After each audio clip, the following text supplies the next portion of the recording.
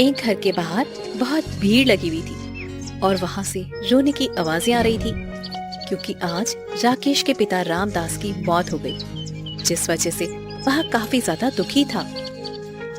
हे भगवान, ये क्या हो गया? तूने मेरे पिता को क्यों छीन लिया? अब मैं क्या करूंगा? भैया, अब जो हो गया सो हो गया। आप अपने आप को संभालिए। कैसे संभालूं? मेरे पिता के बिना मेरा इस दुनिया में कोई भी नहीं था। लोगों ने राकेश को समझाया और इसके बाद उसके पिता का अंतिम संस्कार किया। राकेश और उसकी पत्नी काफी ज्यादा दुखी थे। राकेश के पिता रामदास छोले भटूरे का ठेला लगाते थे। वहीं गांव वाले अब कई तरह की बातें कर रहे थे। रामदास के मरने के बाद अब उसका ठेला कौन संभालेगा? वो तो बहुत अच्छे छोले भटूरे बनाया करते थे। हाँ, सही कह रहे हो भैया।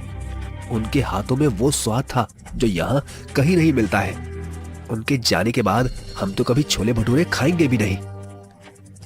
वैसे उन्होंने अपने लड़के को तो सिखाया ही होगा ना छोले भटूरे बनाना। अरे कहाँ सिखाया? अगर सिखाते तो राकेश उनके साथ होता। मैंने तो कभी भी उनके बेटे को उनके ठेले पर देखा ही नहीं। अब पता नहीं राकेश क्या करेगा। वहीं दूसरी तरफ राकेश भी काफी ज्यादा दुखी था। इस पर उसकी पत्नी सुमन ने कहा, अजी, अब इस तरह दुखी होने से क्या ही हो जाएगा। अब घर खर्च चलाने के लिए आपको कोई ना कोई काम करना ही पड़ेगा। मुझे पता है, पर समझ नहीं आ रहा मैं क्या करूं। अब तक तो मैंने कोई काम नहीं किया, क्योंकि पिताजी ने कुछ करने ही नहीं दिया। मुझे पता है, पर क्यों ना आप छोले भटूरे का ठेला ही शुरू कर दें, क्योंकि पिताजी भी छोले भटूरे बेचा करते थे जी। पर मुझे तो छोले भटूरे बनाना आता ही नहीं। तुमने देखा नहीं, पिताजी ने मुझे कभी सिखाया ही नहीं। भले ही पिताजी ने आपको नहीं सिखाया था, पर मैं देखती रहती थी, मैंने सीख लिया था। मैं आपको बता दूंगी जी। इसके बाद सुमन ने राकेश को छोले भटूरे बनाना सिखाया और लगभग 1 महीने बाद राकेश ठेला लेकर गांव में निकला। जब गांव वालों ने राकेश को देखा तो काफी ज्यादा हैरान हुए और तभी गांव के चंदू ने कहा, अरे भैया, बड़े दिनों के बाद ठेला लाए हो। ये ठेला तो आपके पिताजी का है ना? हाँ, सही कह रहे हो। उनके जाने के बाद अब मैं ही छोले भटूरे बेचा करूंगा। पर एक बात बोलूं भैया, बुरा तो नहीं मानोगे? आपके पिताजी के हाथ में बहुत स्वाद था। क्या आप वो स्वाद हम लोगों को दे पाओगे? यह सुनकर राकेश भी थोड़ा परेशान हो गया, क्योंकि उसने भी अपने पिताजी के छोले भटूरे खाए थे। वह बहुत ही स्वादिष्ट छोले भटूरे बेचा करते थे। इस पर राकेश ने कहा, मैं उनके जैसे स्वादिष्ट भटूरे तो नहीं बना पाऊंगा, पर कोशिश पूरी करूंगा। उस दिन राकेश के ठेले पर 1-2 ग्राहक ही आए। वहीं जो पुराने ग्राहक थे वह उसके ठेले पर नहीं आए, क्योंकि उन्हें पता था अब वह स्वाद वहां नहीं मिलने वाला। शाम होने को आई, पर राकेश की बस थोड़ी ही बिक्री हुई, जिससे राकेश काफी ज्यादा दुखी हुआ और घर आ गया। घर आने पर सुमन ने कहा, अजी, आज आपका दिन कैसा गया? क्या बताऊं, आज का दिन ज्यादा अच्छा नहीं गया। बस 2-3 ग्राहक ही आए। बस 2-3 ग्राहक आए? शायद आज पहला दिन था ना, इसी वजह से। आप परेशान मत होइए, सब ठीक हो जाएगा। ऐसी बात नहीं है। मुझे पता है ग्राहक क्यों नहीं आ रहे, क्योंकि उन्हें लगता है मैं वो स्वाद उन्हें नहीं दे पाऊंगा जो पिताजी उन्हें दिया करते थे। अजी, आप लोगों के बारे में क्यों सोचते हैं? उनका तो क्या है। आप बिना फालतू में परेशान मत होइए। बस रोजाना ठेला लगाइए, देखना आपका ठेला भी काफी अच्छा चलने लगेगा। वैसे भी छोले भटूरे बहुत ही स्वादिष्ट है, मैंने खुद खाकर देखे हैं जी। यह सुनकर राकेश के मन में एक उम्मीद जगी और वह अगली सुबह फिर से ठेला लेकर निकल गया। पर आज उसकी एक भी छोले भटूरे की प्लेट नहीं बिकी। दोपहर होने को आई, जिस वजह से वह काफी ज्यादा परेशान हो गया। हे भगवान, इस तरह तो मैं अपने पिताजी का सपना कभी पूरा नहीं कर पाऊंगा। उनका सपना था कि वो फेमस छोले भटूरे वाले बने। वो तो नहीं रहे, पर मैं उनका ये सपना पूरा करना चाहता हूँ। तभी उसकी दुकान पर एक आदमी आया और उसने कहा, अरे भैया, एक प्लेट छोले भटूरे तो देना। हाँ हाँ भैया, अभी देता हूँ। यहाँ कहकर राकेश ने उसे एक प्लेट छोले भटूरे दे दिए। जब उसने छोले भटूरे खाए तो उससे कहा, वैसे आपके छोले भटूरे काफी अच्छे हैं। वैसे मेरी मानो तो आप अपना ठेला शहर में लगाइए, जिससे आपको ज्यादा मुनाफा होगा। नहीं नहीं भैया, शहर में तो पहले से ही बहुत ज्यादा ठेले और दुकानें हैं। मैं तो यहीं पर सही हूँ। हाँ, ये तो तुमने सही कहा। अच्छा, तो मैं चलता हूँ। इसके बाद वह आदमी वहाँ से चला गया और अब वह रोजाना राकेश के ठेले पर आकर छोले भटूरे खाने लगा था, जिससे राकेश काफी खुश था। एक दिन राकेश अपने ठेले पर बैठा हुआ था, तभी वहाँ पर मुकेश आया और मुकेश ने कहा, अरे भैया, एक प्लेट छोले भटूरे तो देना। देखता हूँ आपके छोले भटूरे कैसे हैं। हाँ हाँ भैया, जरूर देखो। वैसे भी आप लोगों की वजह से ही मैंने ये काम फिर से शुरू किया है। यहाँ कहकर राकेश ने उसे छोले भटूरे दिए। जब उसने छोले भटूरे खाए तो थोड़ा हैरान हुआ और कहा, अरे वाह, आपके छोले भटूरे भी काफी स्वादिष्ट है। पर आप तो कभी अपने पिताजी के साथ ठेले पर नहीं आया करते थे, फिर आपने कहाँ से सीखा? अरे भैया, भले ही ठेले पर नहीं आता था, पर घर में मेरी पत्नी तो है, उसी ने मुझे सिखा दिया। मानना पड़ेगा भैया आपकी पत्नी को। आपकी पत्नी तो बहुत ही होशियार है। यह सुनकर राकेश काफी खुश हुआ। समय के साथ अब राकेश के ठेले पर कई ग्राहक आने लगे थे। एक दिन उसके ठेले पर एक गरीब भिखारी आया। उस भिखारी को देखकर राकेश थोड़ा हैरान हुआ। इस पर भिखारी ने कहा, अरे भैया, मुझे बहुत तेज भूख लगी है, थोड़े छोले भटूरे दे दीजिए। पर तुम्हें देखकर लग रहा है तुम्हारे पास पैसे नहीं है। हाँ, सही कह रहे हो, मैं भिखारी हूँ, मेरे पास पैसे नहीं है। आप फ्री में ही दे दीजिए। पर अगर मैं तुम्हें फ्री में दूंगा तो मेरा तो बहुत ज्यादा नुकसान हो जाएगा। भैया, अगर आप गरीब की मदद करोगे तो आपकी भगवान मदद करेगा। मैंने 2 दिन से कुछ नहीं खाया है, दे दीजिए ना। भिखारी के ज्यादा कहने पर राकेश ने उसे एक प्लेट छोले भटूरे दे दिए, जिससे भिखारी काफी खुश हुआ और वहाँ से चला गया। भिखारी के जाने के बाद उसके ठेले पर बहुत ज्यादा भीड़ इकट्ठी हो गई, जिसे देखकर वह काफी ज्यादा खुश हुआ।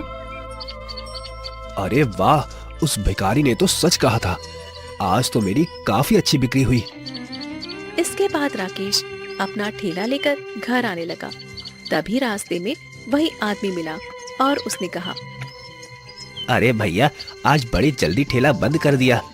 मैं तो आपके छोले भटूरे खाने आ रहा था। भैया, सारा माल खत्म हो गया है, इसी वजह से आप कल खा लेना। हाँ हाँ ठीक है, पर कल ज्यादा माल बनाकर लाना, क्योंकि आपके छोले भटूरे बहुत ही स्वादिष्ट है।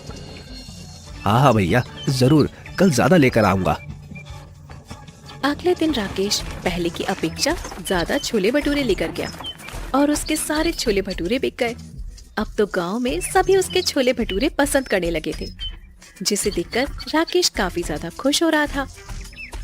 हे भगवान, मैंने कभी नहीं सोचा था मेरा ठेला इतना अच्छा चलने लगेगा।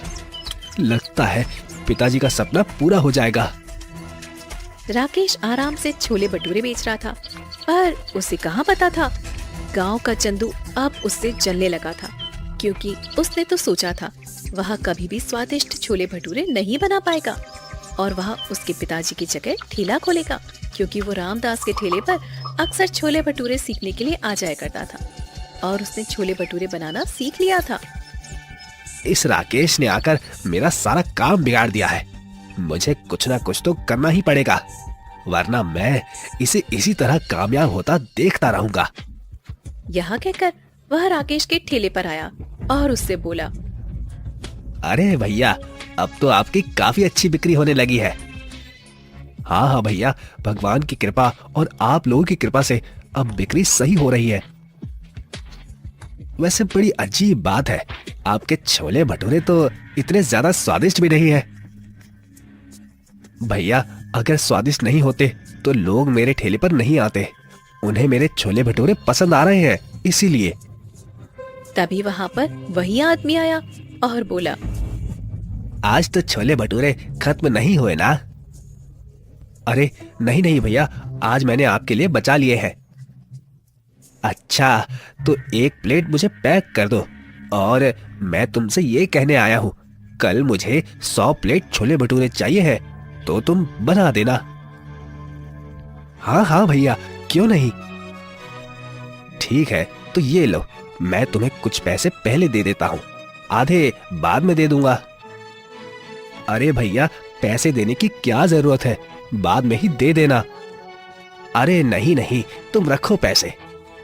इसके बाद आदमी छोले भटूरे लेकर वहाँ से चला गया, जिससे चंदू मन ही मन काफी ज्यादा गुस्सा हुआ और वहाँ से चला गया।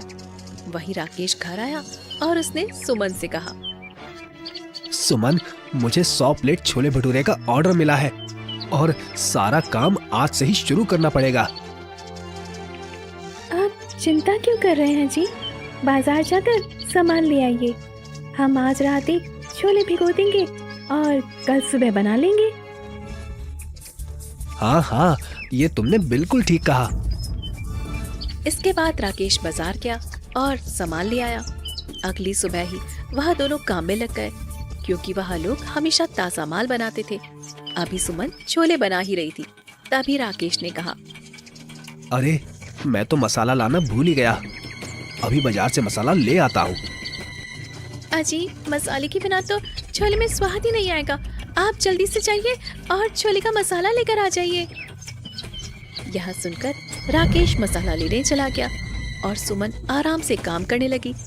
तभी वह थोड़ी देर के लिए बाहर चली गई, क्योंकि उसे याद आया पड़ोस में उसने कल अपना बेलन दे दिया था। जब वह घर आई तो उसने देखा राकेश आ गया था और उसने कहा, कहाँ चली गई थी तुम? कहीं नहीं, पड़ोस में ही गई थी जी। आप बताइए, आप मसाला लेकर आ गए? हाँ हाँ, मैं मसाला ले आया हूँ, लो डाल दो सब्जी में। यह सुनकर सुमन ने मसाला सब्जी में डाल दिया और इसके बाद वह भटूरे की तैयारी करने लगी। तभी वहाँ पर वही आदमी आया। आदमी को देखकर राकेश थोड़ा हैरान हुआ और बोला, अरे आप इतनी सुबह सुबह? मैं तुमसे ये कहने आया हूँ कि 100 प्लेट और चाहिए है। क्या? पर कल तो आपने सिर्फ 100 प्लेटों के लिए ही कहा था। हाँ हाँ, मुझे पता है, पर मेहमान ज्यादा हो गए। अगर हो जाए तो बहुत अच्छा रहेगा। हाँ हाँ भैया, क्यों नहीं, आप चिंता मत कीजिए, हो जाएगा। इसके बाद राकेश छोले में और सामान बढ़ाने लगा, जिस पर आदमी ने उसे रोककर कहा, इन छोलों में कुछ मत करो, इन्हें बाहर फेंक दो। क्या इन्हें बाहर फेंक दूं? पर क्यों? क्योंकि इसमें किसी ने मिलावट कर दी है। ये आप क्या कह रहे हैं? मैंने तो सब कुछ सही डाला है। मुझे पता है, पर इसमें किसी ने जानबूझकर मिलावट की है। यह सुनकर राकेश काफी ज्यादा हैरान हुआ। वही सुमन भी हैरान थी कि आखिर ऐसा कौन कर सकता है। और राकेश ने कहा, ऐसा काम कौन करेगा? जब मैं घर आ रहा था तो मैंने खिड़की से एक आदमी को इसमें मिलावट करते हुए देखा था। क्या? पर वो कौन था? क्या आप उसे पहचान सकते हैं? हाँ हाँ, मैं उसे पहचानता हूँ। वो कल तुम्हारे ठेले पर आया था जब मैं तुम्हें ऑर्डर देने आया था। क्या? ठेले पर उस समय तो चंदू था। इसका मतलब उसने मेरे छोले में मिलावट की। पर वो ऐसा क्यों करेगा? मुझे नहीं पता, ये तो उससे मिलकर ही पता चलेगा। इसके बाद वह लोग उसी के पास गए। वह आराम से दुकान पर चाय पी रहा था। उन दोनों को देखकर वह पहले तो थोड़ा घबराया और फिर बोला, अरे आप लोग यहाँ पर? आप भी चाय पीने आए हैं? चाय पीने नहीं आए हैं, बल्कि ये बताओ तुमने मेरे छोले में क्या मिला दिया है।